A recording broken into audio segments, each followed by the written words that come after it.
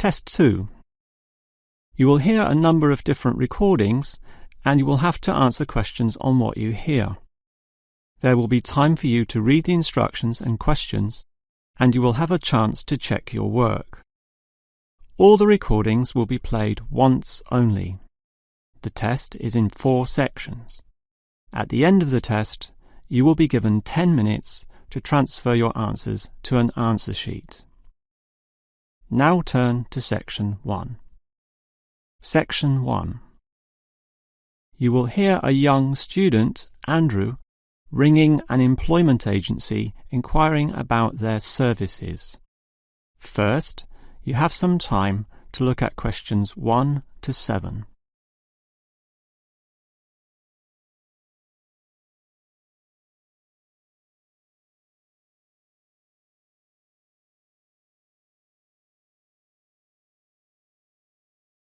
You will see that there is an example that has been done for you. On this occasion only, the conversation relating to this will be played first. Hello, is this the AAA employment agency? Yes.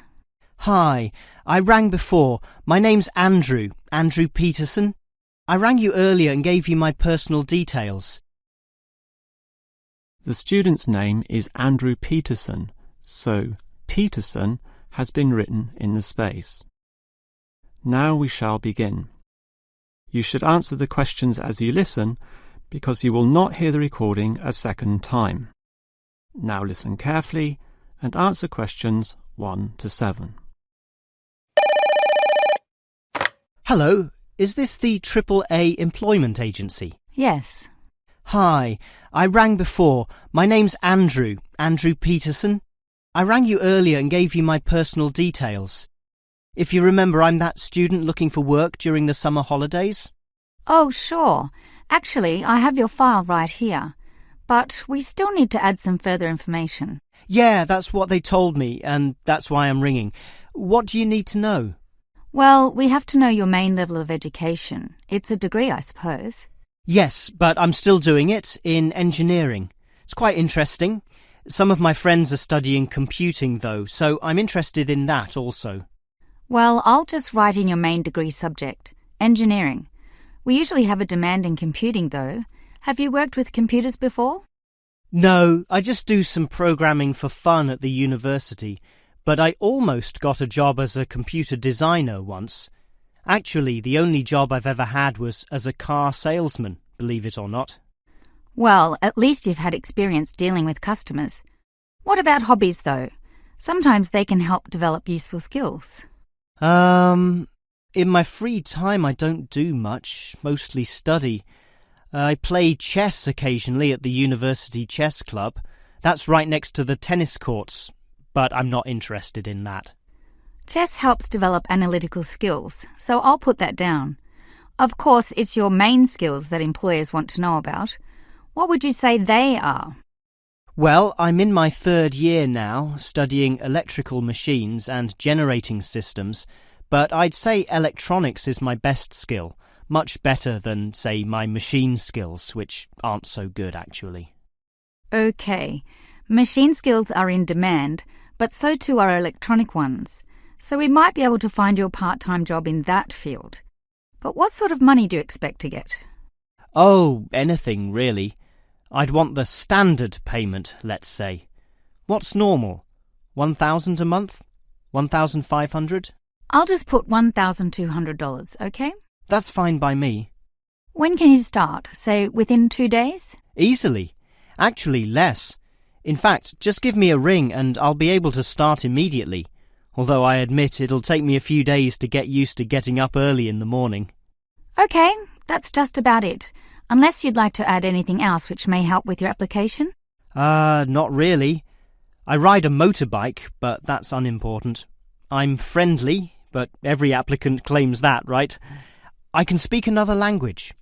Ah, that might be useful, depending on the language. Is it Chinese? A Chinese speaker would go down well. Spanish, I'm afraid. You see, I grew up with some friends who came from South America. OK, I'll write that down, but I don't think it will help that much, sorry to say. before you hear the rest of the conversation, you have some time to look at questions 8 to 10.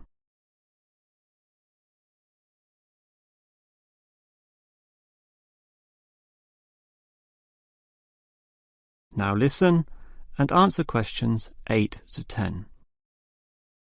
Well, thanks for your help, and hopefully I'll get a job soon. But can I just ask one more question? Sure. What basically are employers looking for when they interview someone? Oh, many things. Being hardworking, diligent, and focused on your job is good. But surprisingly, it often means you can't see the bigger picture or provide suggestions which help the company move forward. That requires thinking for yourself, outside the box, as they say, and being free of the standard ways of approaching tasks. Employers certainly value that. I guess experience must help, though. It depends. If it involved a routine job, one which didn't exercise your mind, it might not mean that much at all. But since companies are basically composed of people, it is important to be able to get along with others.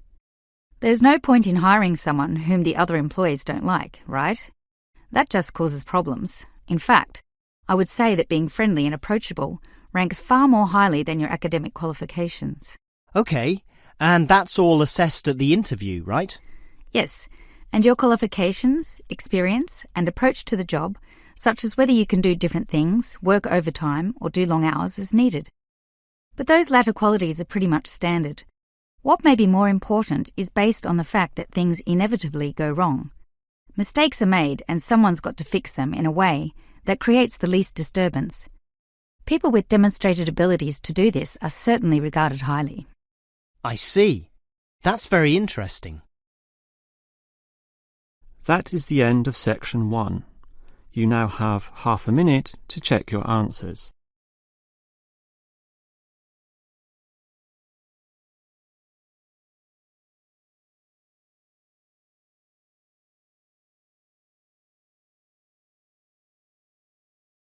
Now turn to section 2.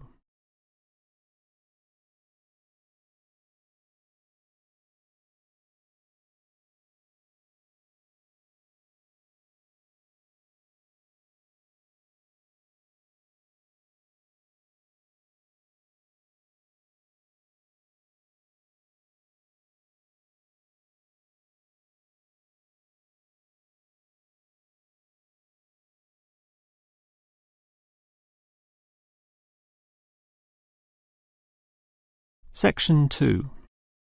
You will hear the manager of a fitness centre giving information about the centre to some new customers.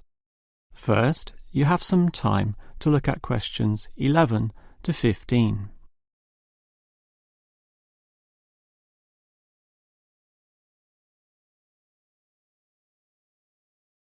Now listen carefully and answer questions 11 to 15.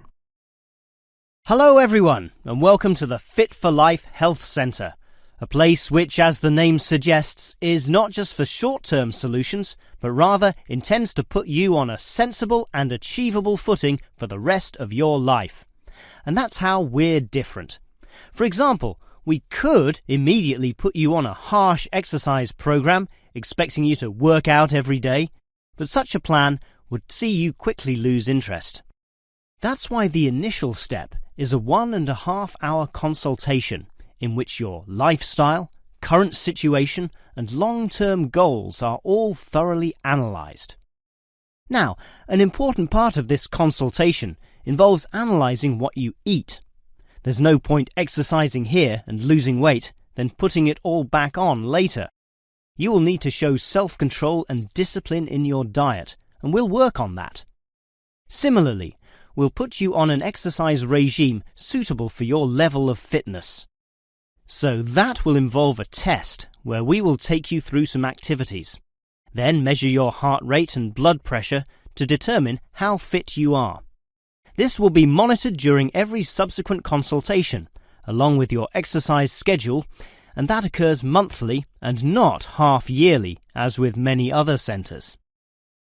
As to our actual exercise machines and programs, you will have to decide whether it is muscle mass, stamina, or general fitness that you want to develop.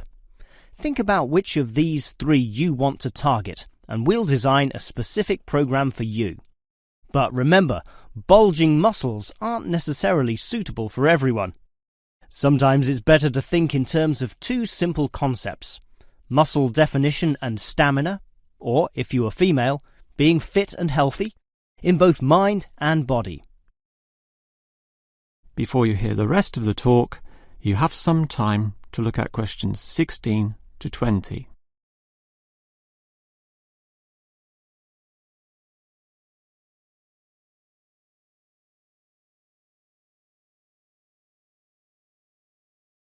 Now listen and answer questions 16 to 20. Now, if you're going to work out at this gym, you'll need to think about your reasons for exercising. So let's consider that in more detail. Muscle mass is certainly popular with the guys, probably seeking to impress the girls. And with muscles comes the confidence to do that, right? Well, for that, you'll need our high-stress weight units, where pumping iron is all the rage. Moving on to other benefits, one of the main ones is beating the tension of life, right? And the longer the exercise is, the greater the rewards in this respect. Thus, playing squash can certainly help, and so can swimming. But what's much better, as every jogger will tell you, is their activity. So we have ample jogging machines and they're always popular. They can provide good fitness too, as can the yoga classes. However, again, let's not forget playing squash, which I would say is the optimum way to improve your general well-being. Such an active, energetic game, plus the competitive element, drives you forward into high levels of health and fitness. These, of course, are the ultimate purposes of being here, but remember, the centre is full of like-minded people, all of whom are interesting to meet and valuable sources of information. The yoga classes have a pre- and post-meeting session, so you'll certainly meet others there, although they'll all be yoga enthusiasts, which limits the range somewhat. But whether doing yoga, swimming or exercising, everyone showers, right? So those facilities are where you'll hear all sorts of interesting conversations and really get to know people. Not like the front desk area, which is mostly empty as patrons go immediately inside to do their exercise. Of course, the front desk can answer all your questions and has information brochures and such like, but for knowing more about a greater variety of subjects and community concerns, look at the notice board in the yoga studio, where there's a huge array of papers, leaflets and articles, all for you to read and consider. That is the end of section 2. You now have half a minute to check your answers.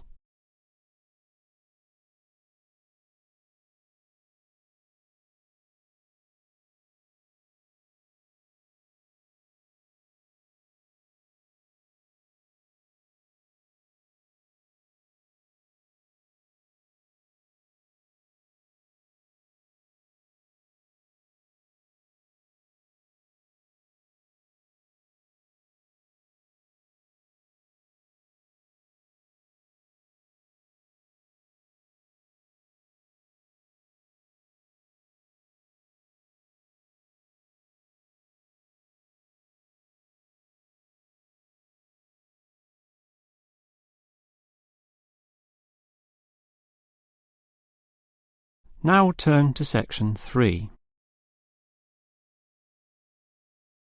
Section 3. You will hear two faculty directors talking about which person in their university to promote. First, you have some time to look at questions 21 to 25.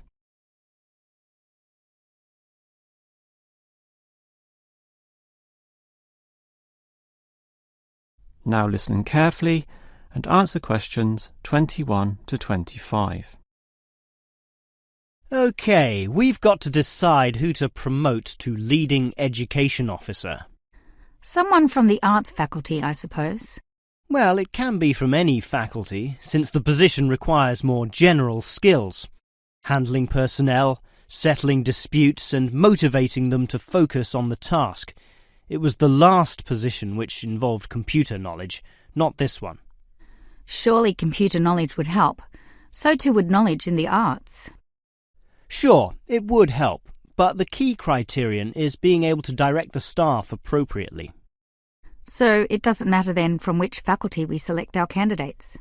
Not really, but I've already looked at those from computing and rejected them all.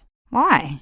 They're all too new, lacking in sufficient experience, whereas these ones from the business faculty are long-timers, so we'll take someone from there. I suppose you're right. The arts faculty doesn't present much in the way of suitable candidates either. But we'll still have to train the person, teach the ropes, as they say, and he or she will have to expect to do overtime as needed. Of course, it can get so busy that if we were open on the weekend, they'd have to work then as well. Just as well we're a Monday to Friday university, right? Right. But are you sure these people will actually want the job? The salary isn't such an improvement on their current ones. I know, but there are benefits. You get overtime rates, a nice place to put your car, as well as additional petrol money if you drive for company purposes, which they'll probably be required to do. But those benefits are quite limited, especially given all the work and responsibility involved. People often don't like that. They prefer the creative freedom of less senior teaching positions. Yeah, I know. But these candidates should realise that if they do this job well, there'll be more promotions down the line. You know how everyone likes having their own office, right? Sure. Well, that would come after a few years, if they're prepared to work hard and grow with the university. Yes, that should attract these people. Before you hear the rest of the conversation, you have some time to look at questions 26 to 30.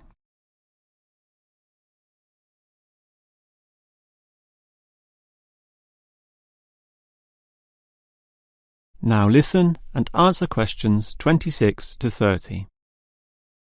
Well, that's enough talk about the job. What about the actual candidates? How many do we have? I've narrowed it down to 4.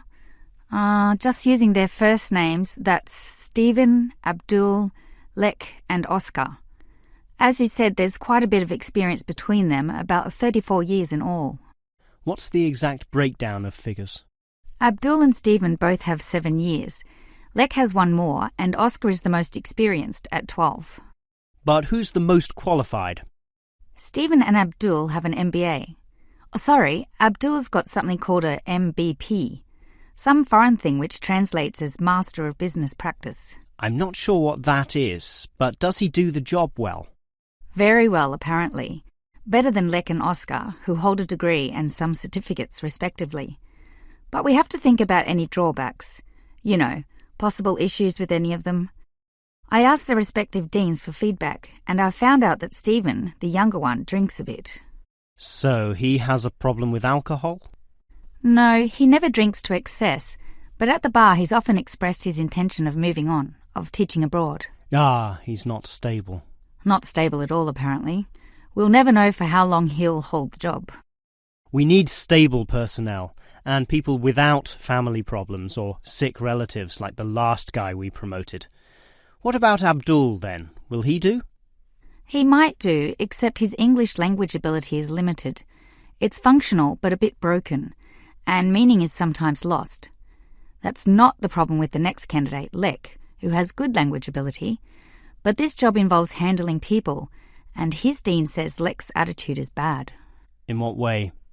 His manners are okay, and he's interested in his job, but he believes there should always be adequate leisure in life. He definitely won't work overtime and complains a lot already about his job. But this last candidate, Oscar, is probably not the right one either. Why not? Not another problem with language. His first language isn't English, but he speaks it well enough. He's stable with a good attitude, but his age is the problem. Age is not a problem. That would be ageism, and I don't believe in that. But with his age comes health problems as well, and serious ones at that. Oh, that might be an issue then. That is the end of section 3. You now have half a minute to check your answers.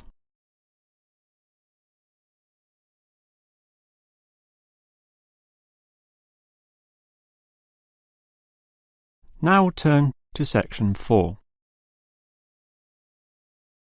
Section 4. You will hear a lecturer talking about caves. First, you have some time to look at questions 31 to 33.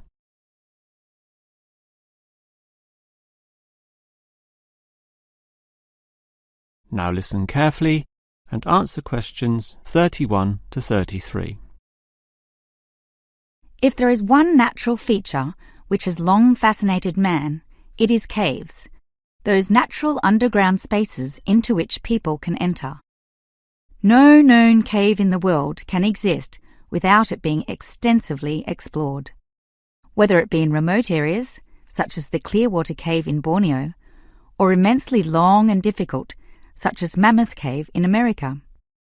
Or perhaps the most challenging, those caves below the water table, full with water, in which case the exploration is known as cave diving.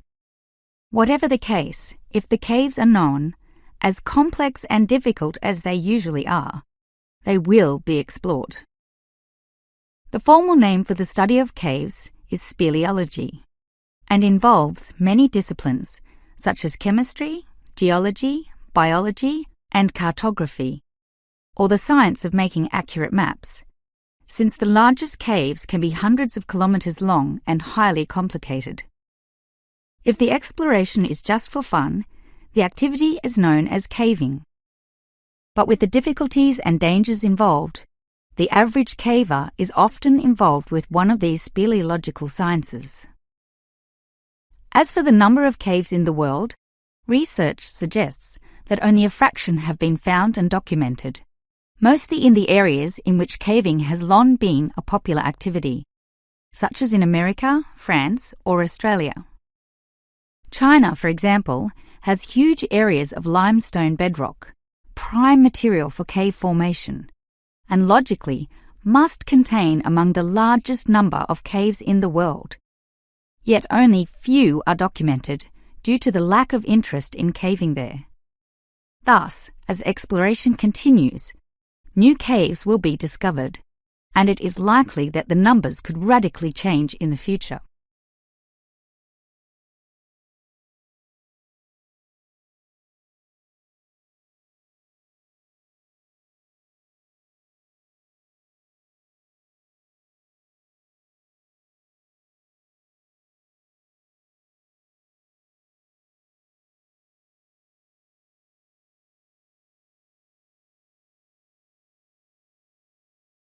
Before you hear the rest of the lecture, you have some time to look at questions 34 to 40.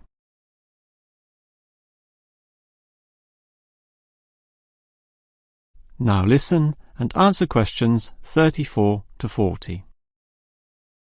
With caves being such mysterious and intriguing places, the obvious question concerns how they form. The most common cause is the effect of slightly acidic water in a process called dissolution. Here, water seeps into the ground and down through rock masses.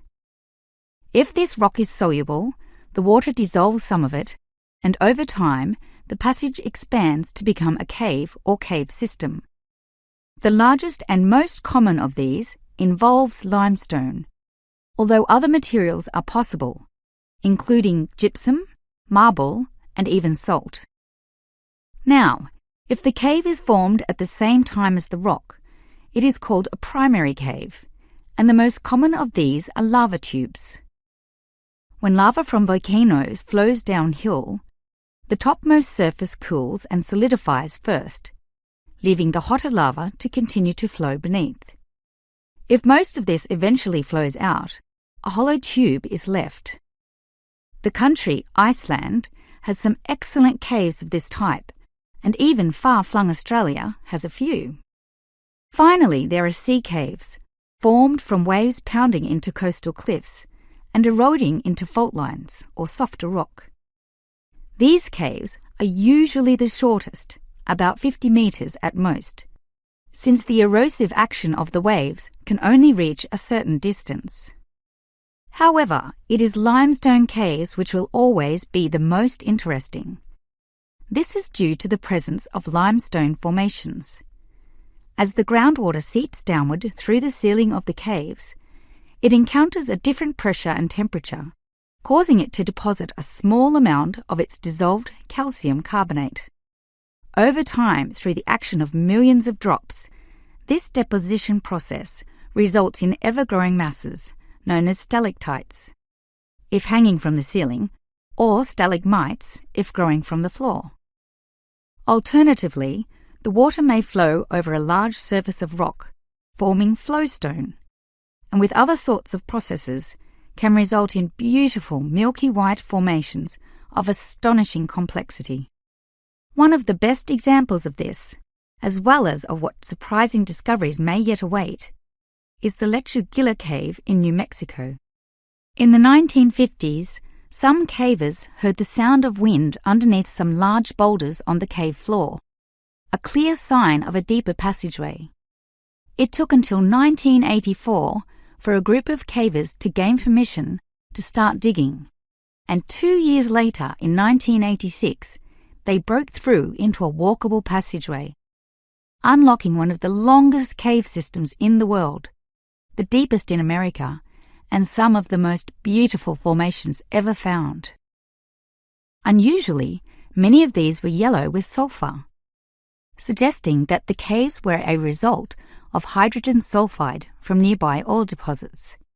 This was forced through fracture lines, combining with existing groundwater to form sulfuric acid, dissolving the limestone from the bottom up instead of the normal top-down seepage which characterizes most limestone cave formations. That is the end of section 4. You now have half a minute to check your answers.